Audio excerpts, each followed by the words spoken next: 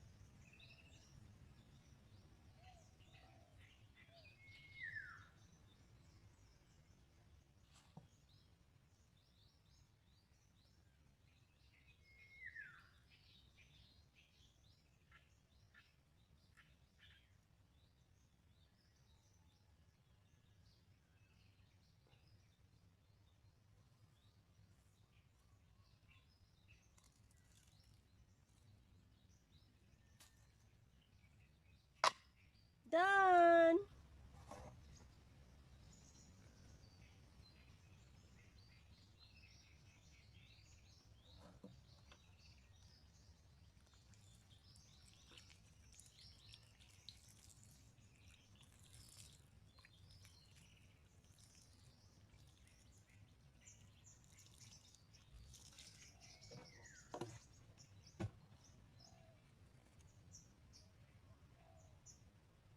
Tumubo na yata yung sili.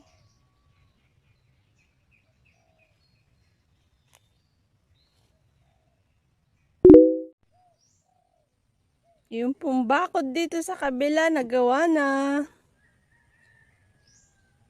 And meron pa po. Dami pa. Tada! Tapos na rin po ang pagtatayo ng poste dito sa bakod dito sa kabila. Po, at ang kasunod po ay dini. Yan. Isn't that nice? Po. At meron pa akong papaya dito. Wow!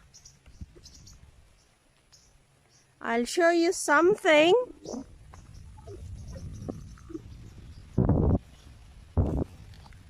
Voila! There. Ay na, ang pagod po kahapon. Maghapon pong naghakot ako ng lupa. Para po maitanim ko na yung aking mga itatanim dyan. Unang-una na po yun, yung nasa dulo, yung garlic. Hahay! Pinupuntahan na po kasi ng kung ano-anong insekto. So, itatanim ko na lang po. So, what I have to do now is diligan po itong lupa na aking pong hinakot maghapon kahapon. So tired, everyone. Yeah. Look at this. Ang punlang sili. Siling labuyo po, buhay na. At ito po, yung aking itinanim noong nakaraang buwan. Namumunga, namumulaklak, pero inuunahan po ako ng manok. I never know na ang manok po pala mahilig sa sili. Goodness me, hindi po basta-basta ang sili, are. Siling labuyo, po?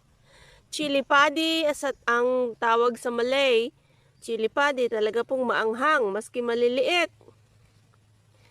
Wapa! Yung aking pong galanggal ay tumubo na rin. Ayan. So, let me remind you na pag kayo po ay nakatira by the sea, pinili ko pong dito magtayo ng aking kubo by the sea. So alam nyo, mabuhangin. So lahat po ng itatanim, hindi naman lahat but almost, ay kailangan pong may lupa. Yeah. Ang aking alukbati. Hi. So happy to see. Yan na siya. Ito po yung pulang alukbati.